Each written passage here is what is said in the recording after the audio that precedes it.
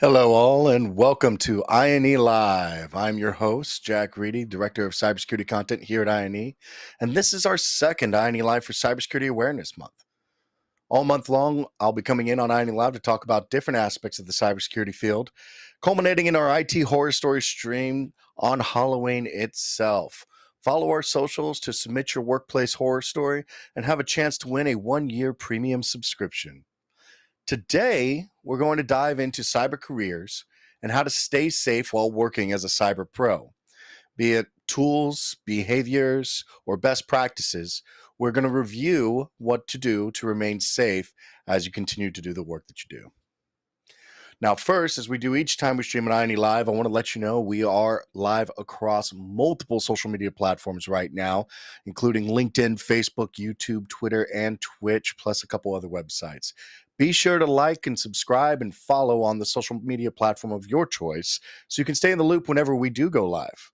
If you want to get involved, talk to us, talk to others. We'd love to see that. You feel free to add us on any type of social or drop a question in chat. Our team is monitoring it. They'll send it my way. Throw a Q in front of it. That would really, really help. But if you have a comment, if you have a question, please be sure to drop it in. I'll be able to grab it and answer them as quickly as I can live. We'll get it to I will promise I will get to as many as possible today. Now, specifically, I do want to clarify just right at the top that today's talk is about security, as in what we would call OPSEC or operational security, how you go through your day, on a daily basis, your everyday carrier, EDC, that type of stuff. It is not about privacy. These are two different subjects that are often conflated. Specifically about privacy is there's a lot of conversation about either de-Googling or, going Amazon free in your life and not engaging with larger tech companies. And while that is fine, that is a completely separate subject than what I'm talking about. What I'm talking about is trying to avoid being targeted while conducting work that is critical to a business environment. Specifically, if you're an IT administrator, if you are a cybersecurity pro, if you're an instant response analyst, even if you're a red team, an attacker in and of itself, but you work for a full-time company, you may be targeted based on the work that you're doing. Another aspect I also want to talk about is what does it take to begin studying in this field. So I'm going to cover the first part, what does it take to begin studying, and then we'll roll into what does it take to continue to work in. First off, what does it take to begin studying? A laptop. That's it. Very, very frequently I get the question, a lot of us and that work in the field get the question all the time, what does it take, to start studying cybersecurity? And then I get just a massive amount of specs, or does the HP X1 work versus the, Google tablet versus, it doesn't matter. Literally, if you can turn it on and access the internet, start there. The only specifications that I would suggest is if you are a research author, you may want the ability to run virtual machines, which can be difficult in certain operating systems and certain form factors like laptops. You can run virtual machines off of laptops, but if you run into a hardware issue with a laptop, it's much more difficult to upgrade than it would be a tower. That is literally the only thing. However, nowadays, with the ability to, with cloud infrastructure being so cheap and widely available, very frequently you can just build your research lab in a cloud environment in the first place. So if you are starting off at day zero, I really wouldn't be that concerned about the next laptop that you're getting.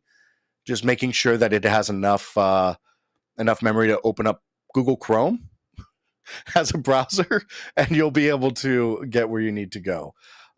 Because frequently I have so many people like, I want to study cybersecurity, but I need this laptop, and usually comes with a $2,000 price tag to it. I'm like, why do you need that laptop? You don't at all. You need to be able to watch some videos and start doing some stuff in the cloud. That's it. I see everybody there. I wasn't ready. Excellent. Wonderful, wonderful. Just making sure that everything's coming through. So moving forward, what do we need as far as cell phones go? Well, I kind of already talked about the privacy concern, which is something separate. There are certain phones that if you are, let's say, a reporter or a somebody that works in the military or federal government, depending on your country, if you are somebody that is likely to be targeted, you might have a beneficial, you would find it beneficial to engage in specialty devices. Okay. There are programs like the Tempest program that involves, from a construction standpoint, making sure that you don't leak secrets accidentally. Being a prior military member, worked out of the Pentagon for a while. We had a lot of different engagement in topics on architecture, even security by design. But we're not going to deep dive into that. We're going to talk more so and go into what are the things that you can do as an individual. When it comes to cell phones, realistically, it's just stay up to date on your iOS updates. There's not too much there. Now, obviously, sourcing your applications from a known good author, be it the Android, what is it, the Play Store now, Google Play, Android Play Store, iOS, it would be from, sourcing it directly from Apple, not grabbing any type of jailbroken applications in there. It's very specific towards making sure you're installing it appropriately. Not to say that malware doesn't live in some of those Play stores, some of those stores that are available. It's just starting the supply chain from the source. I don't know if anybody else remembers Napster, LimeWire, FrostWire, or any of the other torrenting sites that we used to run our family's computers with back in the day. But sourcing material is a really key part of maintaining your safety. It's very common. And I do apologize because a lot of these guidelines are going to seem exactly like what we tell people to operate safely from a cybersecurity awareness standpoint, but it's going to be about the same, just a little bit different. One thing that I personally like to maintain on my cell phone is I maintain an application that allows me from an administrative standpoint to access all the logs on my phone at any given time. Same with any of the file folders, with exception, there's a couple key ones that are locked by the vendor that you can't get into. But I maintain a couple of those tools as well. I also maintain on my phone at any time a network packet analyzer. So with those two devices, I can look at any logs of my phone whenever I need to and access and permissions that have been granted. I have it set to developers mode, so I can frequently, whenever I want to, audit my device. And I also have, like I said, a network packet analyzer, and that includes also Wi-Fi mapping, things like that. So I keep a couple tools very specifically for me on my Android. I think in total, whenever I get a new device, it costs me $5 maybe for the tool sets in total. A couple of them I bought for life, at $10 or $12 or something like that, like very, very cheap. I say that to say I don't necessarily need an iPhone 14 Max Pro Plus, whatever, the second that it drops to maintain my security. I just said I personally use an Android, which I can almost figuratively hear people cringing at that, green bubble. But it's a device that it is personal preference still. You can remain secure on either or. Yes, there are technically more vulnerabilities with the Android system as opposed to iOS. However, it's personal preference. We can start talking a little bit about jump drives, generally keeping a jump drive on you with some software. You can choose to do that. I will tell you, in the last decade, the amount of times that I'm so glad I had a USB device on me was 2 times. And even then, I didn't use it for what I had pre-programmed. So just because I had Kali as an operating system available on a USB device doesn't mean I used it at all. You know what I mean? So it's one of those things where you can choose to keep that. A lot of times I see people that keep them on their car keys is generally a good place for that. I think that your toolkit will evolve, as will you, when it comes to the job that you're specifically doing. What I'm talking about from a cybersecurity perspective, a lot of the work that I would do as a cybersecurity analyst would be, or engineer, would be in a cloud environment. So I would be logging into portals within the cloud. I found things like YubiKeys, which were a security device that would plug into my laptop to allow me access. That I found a lot more useful than having a Kali OS on a USB drive. Now, to clarify, when I was a cybersecurity engineer, when I was a cybersecurity analyst, and not doing the educational portion of things, I was working in Manhattan. So there have been times where I've left my company laptop either in a cab or on a train. And now, while I was able to recover it, still being able to have that extra layer of security in there was very beneficial. But because that was what was good for me in my instance, it's kind of the same reason why when I was a daily commuter, I would keep a water bottle that looked like a notebook. It was extremely thin because it fit into my bag really, really well, right? Instead of one of the big round ones. But that was because I was riding a commuter train every single day for 3 hours a day. So what I'm basically saying is when it comes to security and operational security, you have to adjust it to your footprint in a way that makes sense best for you, because you can write whatever security policy you want or rules for yourself to adhere to. But if you don't adhere to them because they're unnatural or they take too much work and effort, then it's just writing something on paper, right? You have to engineer solutions that you can stick with. So that's really wraps up most of the technology part. The laptop, for learning, it doesn't matter. When it comes to working in the field, you're going to be issued a laptop by your company, generally speaking. I have yet to go to a company that's like, use your own equipment. And if that's the case, then you'll have a security posture to work from. Now, what you can change is your behaviors. And this is the better part, the bigger part of working in cybersecurity with the best tips and the best practices. Let me take a look at this, see if we have any comments right now. What is a roadmap of search to become best cybersecurity engineer? Herman. Hey, I'll let you know. We did a review of all the certifications last week, so you can find it on our YouTube. I would say we have EDA coming out, which is excellent place to start for engineering, as well as I would argue starting with a good exposure in our web defense professional is also an excellent place to start for a engineering background as well. Hashtag Team Green Bubble. Nice. Desktop or laptop, which is better with respect to performance? Definitely a desktop, and I'll tell you 2 reasons. One, form factor allows you to get in there and reconfigure it, adjust, add stuff on as you see fit.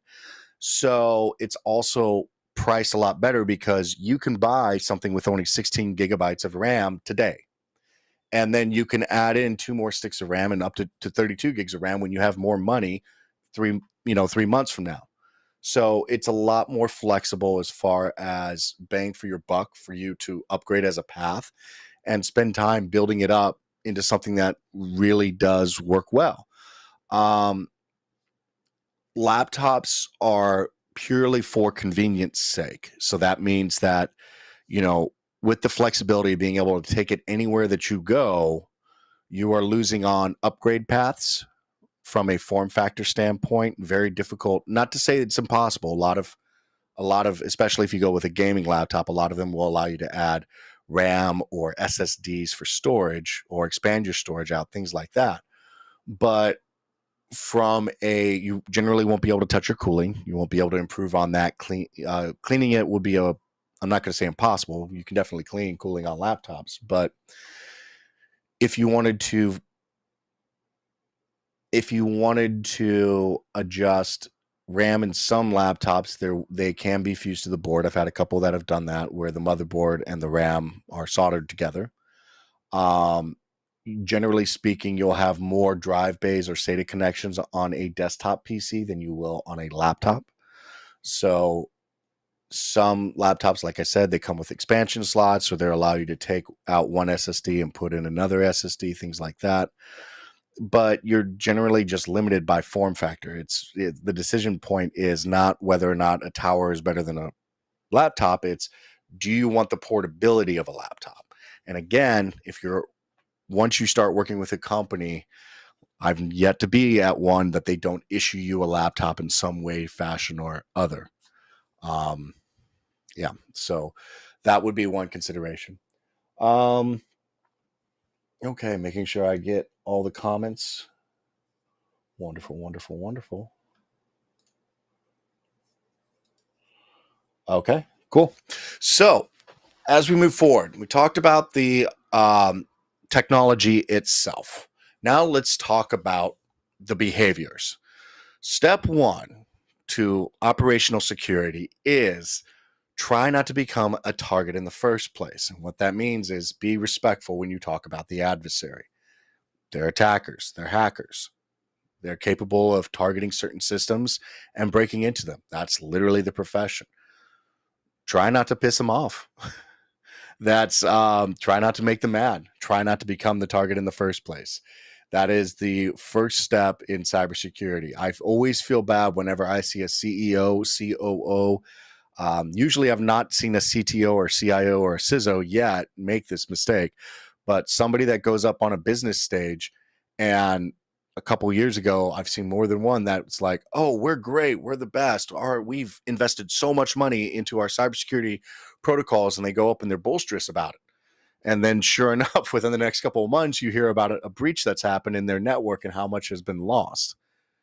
If you don't poke the bear, don't poke the giant. You know what I mean? It's the step one to the best behavior to remain operationally secure as a cybersecurity analyst, a cybersecurity engineer, even a penetration tester is do not poke the sleeping giant. Do not try not to become a target in the first place. And as that, with a grain of sand, comes the rest of the recommendations, because remember, nation state actors have so much hype in media because they are capable. Some of these tips, some of this usage will not protect you against somebody that is actively targeting you. Right? So step one is to try not to be targeted in the first place. Step two, and I know this is going to sound just like a cybersecurity awareness speech, but it's the truth. Password behavior. Long passwords. A lot of people argue complexity, but we've already talked about on multiple other channels that length is better than complex, right? So a lot of times, though, nowadays, because the complexity issues require that you add complexity in there, you have to hit a minimum amount of, special characters, numbers versus capitals and lowercase, numerics, whatever. Point being is having a longer password is the best. Now, a lot of individuals choose to use a password manager. That's fine. If you choose to use a password manager, make sure that you have it synced across multiple things and that you're able to access it. One thing I would caution about is if you make a password requirement or policy that is too complex and you have to frequently reset your password, then you are basically bypassing your security control because you have a manner of which to reset your password easily, right? If somebody was to compromise your email account that manages that password reset procedure, then it doesn't matter how complex or long your passwords are. They've already compromised your initial account and they're able to reset all the passwords they want to.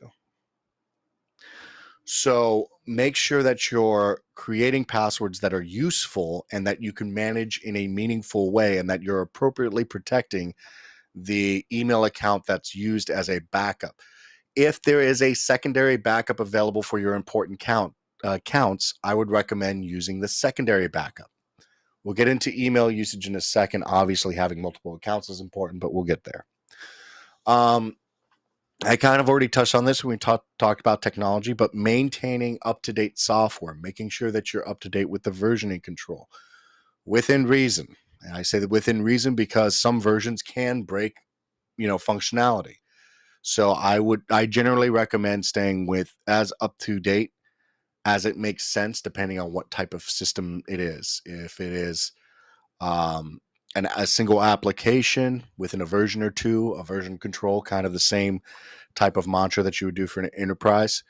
If it's key functionality, so for example, if I go live on OBS, which is open broadcast software, and I'm about to go live on there and I get an update version notification, I'm not going to update right then because I might, brick my system or lose all my scenes. There's a risk to updating possibly, right?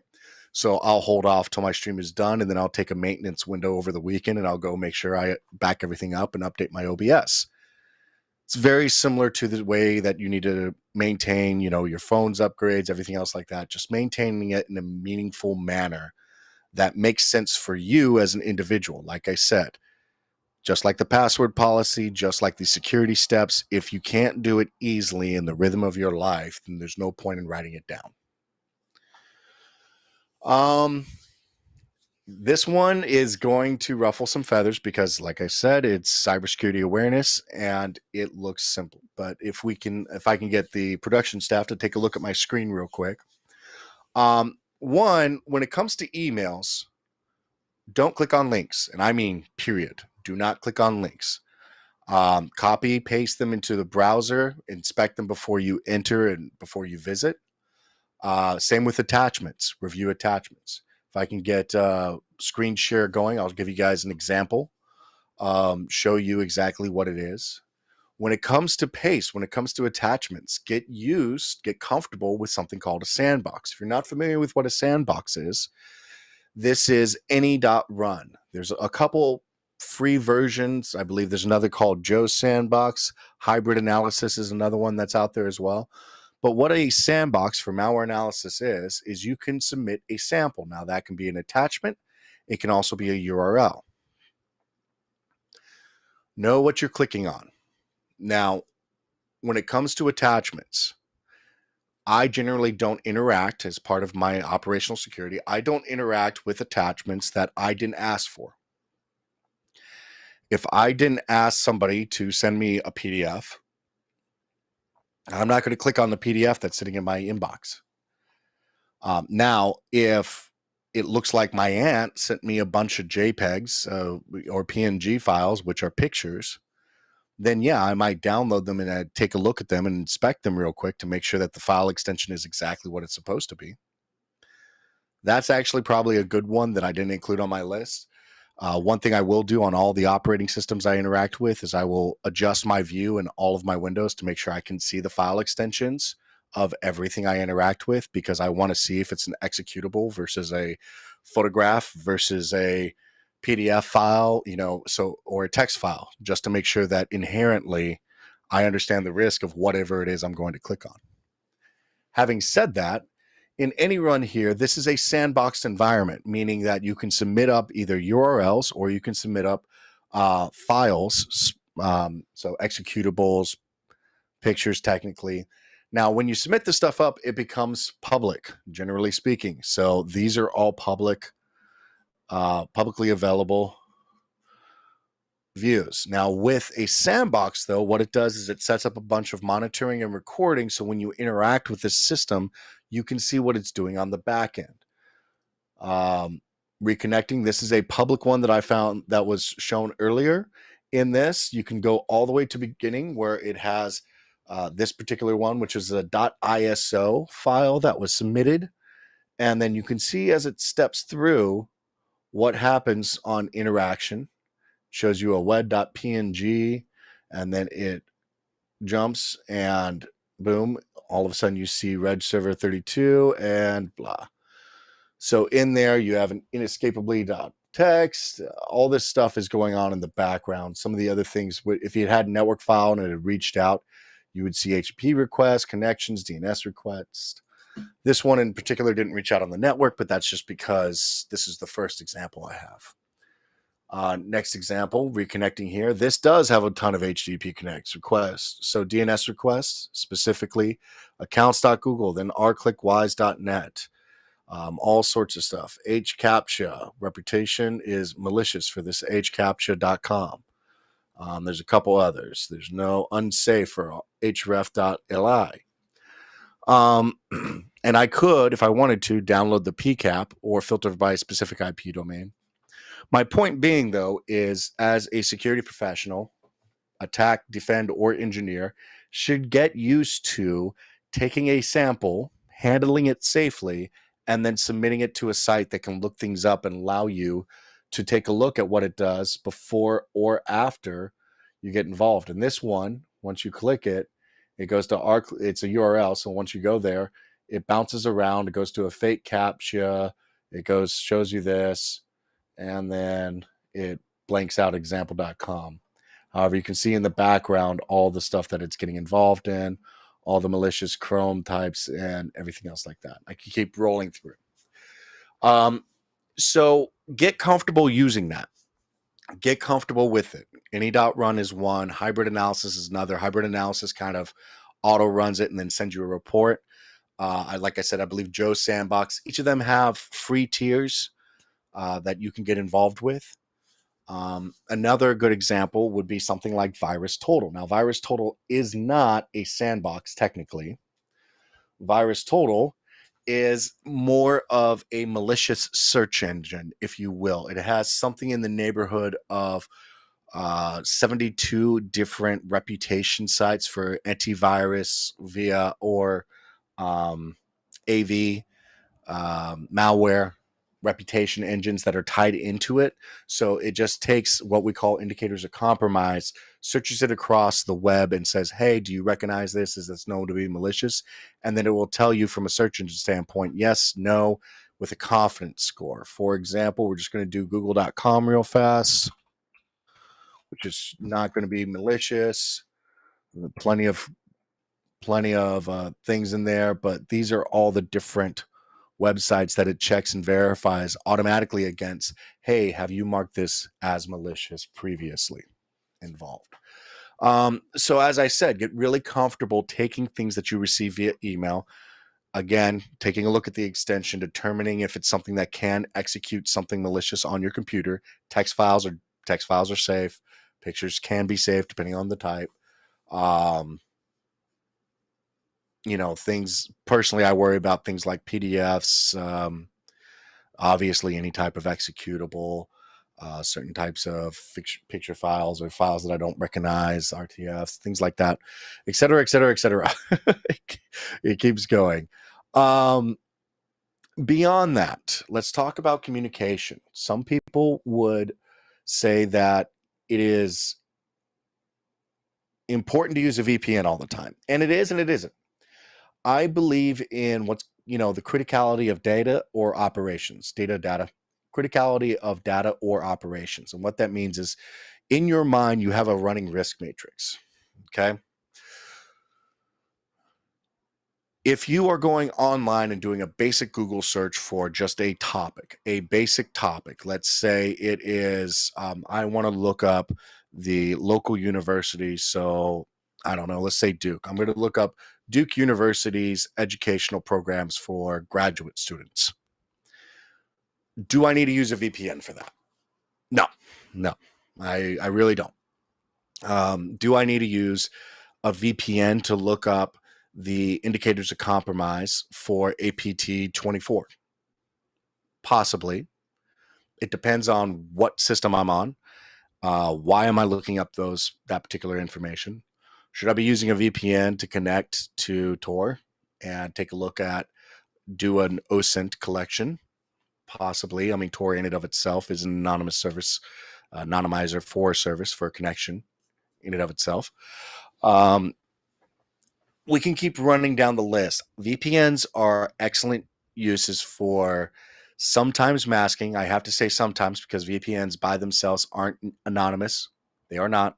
That is a common misnomer, is that VPN usage makes your account anonymous. That is not true. What it does is it is a redirection through a generally private network with an exit node. The amount of anonymity that happens from your entry to exit of that particular node depends on who's in control of that network. So you have VPN services that claim they shred their logs or things like that would give you a grace of possible anonymity. However, a any entity that manages the connection. So let's say you're going from your house to the network VPN and then out the VPN network in, I don't know, I'm just going to say, let's say Amsterdam, Deutschland, right? Well, Deutschland's Germany. Anyway, sorry, Amsterdam. We're coming out of the node in Amsterdam. There is still a point that you could be monitored from your house to that connection node by your ISP or anybody that sits on that node, that backbone as well, right? So VPN is not a foolproof plan. Furthermore, if you're, for example, utilizing a business VPN that you have to your company to go to their backend, that's not going to be anonymous either. That's going to be monitored by the business client, fully accessible as well. So VPNs are useful, but you have to make sure you understand the terms and conditions in which you're utilizing that VPN, as well as what your goals are to do, are being appropriately masked. I say that and I go back to what I had talked about when it comes to a risk matrix. A risk matrix would be day-to-day interaction versus critical data, which would be things like financial or research that you might be doing as a security researcher, to all the way to the far, far extreme, which would be things like if you're actively conducting a hack against some form of a foreign adversary. This level of operation security is what we used to do in some parts and forms of the military. Samson, I see you. The Netherlands. Yes, you are correct. I'm blanking on the fly. It's all right. Now that I see that, let me take a look at some of these real quick, and we'll get back to it. Question: how will somebody with CCIE security switch to cybersecurity? You're already in there. You're just doing it from an engineering standpoint. Take a look at operational roles that you would like to take a look at. Do. I'm sure that there is an instant response, cybersecurity analyst position available for you anytime that you'd like. What else do we have? Hey, I'm a fresh graduate and doing a training in security area. What is your advice to me on how to improve my skills quickly? Obla, I would say, practice, get engaged with our lab environment and muscle memory. I used to take my guys and the ones that I was responsible for their training when I was in the military, and I would have them run through skills over and over and over again to where they would almost speed run something. One of the skills that I had them speed run was how to reset a switch when you don't have the username and password to get access to it administratively. How to basically break into a Cisco switch back when this was necessary. That was because we would frequently fall into equipment that had been used by prior individuals, and they did not give us the username and passwords of devices. It happened all the time. It also happened with laptops. So my team was very adept at breaking into stuff that had password protection on it because out of necessity of operations. Made things actually really difficult when I went to go get my security clearance, my top secret clearance, because one of the questions is, have you ever knowingly bypassed or broken the cybersecurity or the security protocol of a federal government device or something like that? And I had to put yes, I did. Yes, I have multiple times because that was part of the job, unfortunately. So it was a weird thing and of course it got me flagged, but that's a whole other story. I think I'll save for IT horror stories of how it took 3 years for me to get a top secret clearance. Moving back to what we were talking about, let's talk about the criticality of data. And that is not looking well. Some other things that you can do. So when we talk about risk, or we talk about the way that things are organized and what you're doing on a daily basis, we talked about laptops, things that you would keep on your personal cell phone, your device, utilizing VPN. One thing that I want to highly recommend is multi-factor authentication. Now, obviously, there is such a thing as authentication exhaustion, which is where your authenticator app starts going wild and keeps asking you over and over again to approve until somebody finally does. We just saw that when we did the Cisco Talos review of their breach that happened at Cisco when I was with Brian McGann. Take a look at our YouTube if you'd like to see that episode we did just about a month ago. Having said that, I personally would turn on MFA for items that involve finance. If it involves finance, it involves money. If it involves sensitive company data, MFA is turned on. I choose when and where to turn on MFA. I don't think it's quite necessary for me to turn it on, for example, for Instagram, if I'm logging in there, or for a personal account or something like that. In some instances it is. If you are a streamer or a personality or, a social personality or something like that, an influencer, then yeah, turn on your MFA for your Instagram because you have however millions of followers and that's where you make money, right? But for you and your model, your security model, that is your critical environment. That is your crown, your king jewels, your jewels to the kingdom, your keys to the doorway, if you will. So that's where you need to identify yourself and do a review and determine what are the things that can get me in trouble? What are the things that could really injure me digitally if I was to lose control of these items? Speaking of losing control of the items, one thing that I think is a little bit more of a Gen Z millennial type of mindset, but is to have a multitude of personas when you're involved online. And what that means is it is very commonplace nowadays and highly recommended to have an email account that's just for business use. It is extremely recommended to have one that's just for bill use, and then have another that, quote unquote, is the throwaway one where we give to all the spam and the collectors and things like that. Having multiple email accounts is not exactly, it's not new tactics or strategies, but having one that is involved with cybersecurity that you can use for malicious emails, like, oh, this looks malicious as hell, let me send that to my dump site. That's one I recommend, because as you collect all of your malicious emails, you can take a look and see if somebody's specifically trying to target you based on something you've interacted with. If you start seeing ads that look very clickbaity because they obviously want to scam you in some way, shape, or form, and it is thematic all the way down all of these malicious emails, then that would be, something to consider.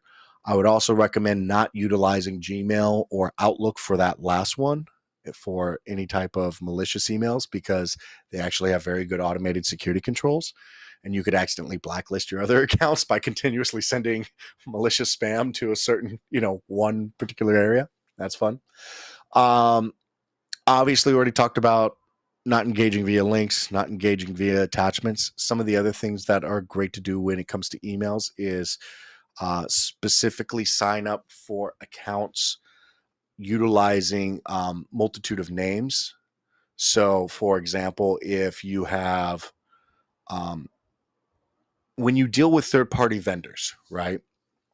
And let's say you do Amazon or you do Walmart.com or whatever else, and you are involved in shipping, you don't necessarily need your first name to be exactly what it is. So my full name being Jack Reedy, I don't necessarily need my actual full name on that package to be Jack. I could just put my first name being Walmart, or I could put my first name being Jack W, or whatever else. I can use nomenclature in the accounts that I set up with third-party businesses that identify what business I have interacted with.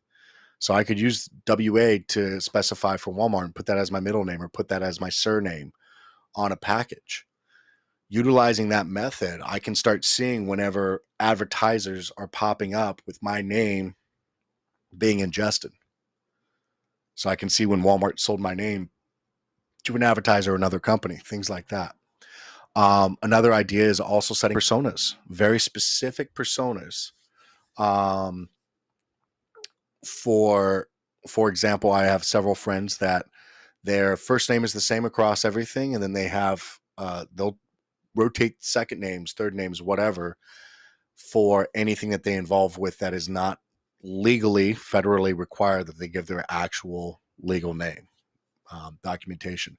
I once had a boss, and I swear to you, I knew her as this full name, and that's what she was at work and everything else like that. And then she told me, hey, if you ever find anything on me, about me online, you're keeping an eye out for it, etc., let me know. I said, well, why is that? She's like, because that's not my actual name. So the entire persona I know this woman has, her actual legal name is something completely different. And it's kind of amazing. So basically, only thing that she's involved in for that name is her professional persona, and that's it. You couldn't find her via anything else as far as where she lived or her address or anything like that. And I thought that that was amazing. And that's something that you could also start developing um, if you need to for a cybersecurity analyst position, or, again, is this comes to your daily mantra, what it is that you are comfortable with. Sankar, I'm a network architect and I'm looking to start a career in cybersecurity, specifically into cloud security. Highly recommend taking a look at our multi-cloud certification, as well as we should be having something coming out in the next couple ages. We'll see. I'll let the official announcements come out for that, but I would take a look into a certification or two and start, bidding yourself out to work in that field. I think a lot of it is. I think a lot of it is just positioning yourself as, I have this experience and this is what I would like to do. All right. So if I can get a screen share again, I will go ahead and pivot this back to one final recommendation that comes to finances, as far as what it is that we can do from a day-to-day basis, and then wrap this up. So if you have any other questions, please be sure to send them my way. But yeah, if I can get a screen share again from our production team, and we'll finish it up on the monetary side of things. Now, we talked about multiple personas. We talked about use of best behaviors when it comes to emails and multiple email accounts. Let's see if we got any commentary.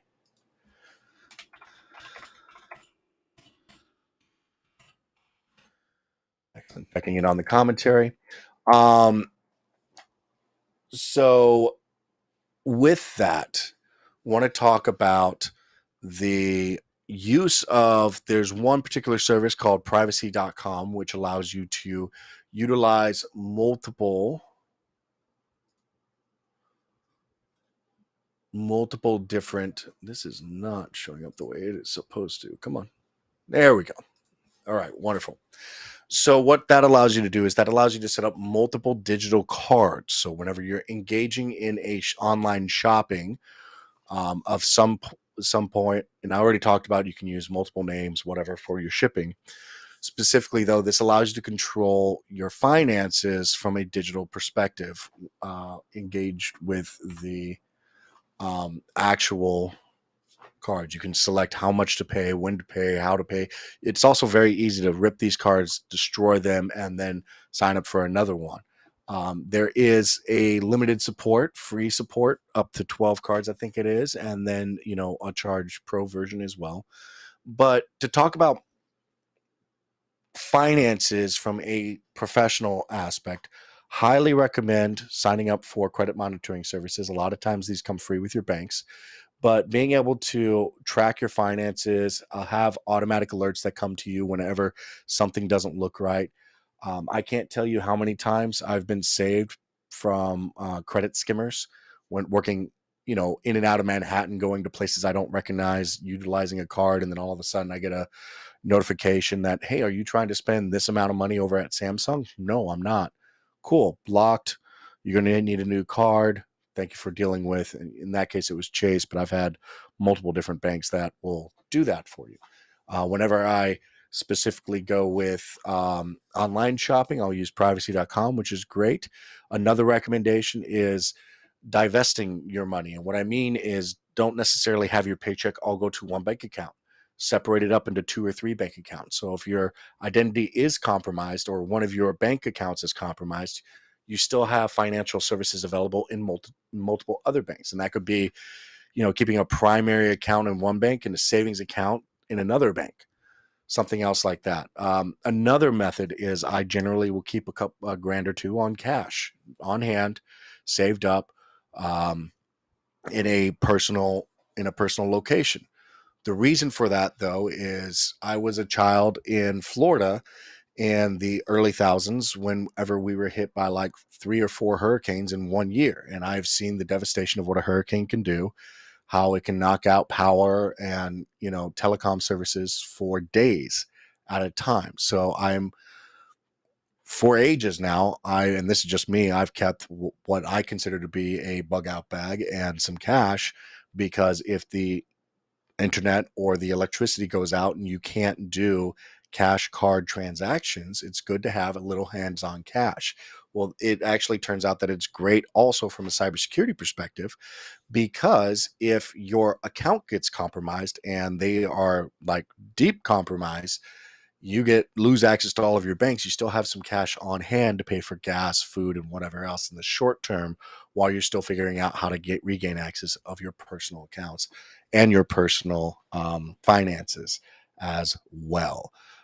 Another good example of that from a backup perspective is to have an account that's shared with a significant other that you can transfer money in and out of, or that they can transfer money in and out of. So that way you have, like I said, separate pools of money, an ability to engage with in multiple instances. So we've talked about everything from finances to day-to-day operations, different tools, techniques, and behaviors. Like I said, it's not specifically about the technology in your hand per se. It's a lot more about the behaviors and being cognizant, having situational awareness of, I didn't ask for this. Should I review it? Should I investigate it? Copying a link and pasting it into something to take a look at it. I frequently will copy and paste stuff into text browsers just to, inspect it. I think that we went over just about everything. I'm taking a look at my list. I'm taking a look at if we have any more questions in our chat. It doesn't look like it right now. Oh, excellent. And wonderful. Okay. Well, with that, we don't have any more audience questions. I'm going to go ahead and say that does wrap up today's stream. Thank you so much for watching. If you did happen to miss it live, look for the replay across our social channels and on the INE website. As a reminder, we will be doing the IT horror stories, which I have more than a couple, but take a look at all of our socials to make sure that you get the links for those. You're able to submit them so we can give away the 1-year live subscription. Sorry about that. Be sure to like and subscribe and follow across all the social platforms you're using so you can stay in the loop for details on the next stream and notifications when we go live. As always, stay safe. If you have any questions, feel free to reach across me. I mean, you can at me. I'm a Sec IT guy across Twitter. But until then, we'll see you next time, and have a great week. Bye.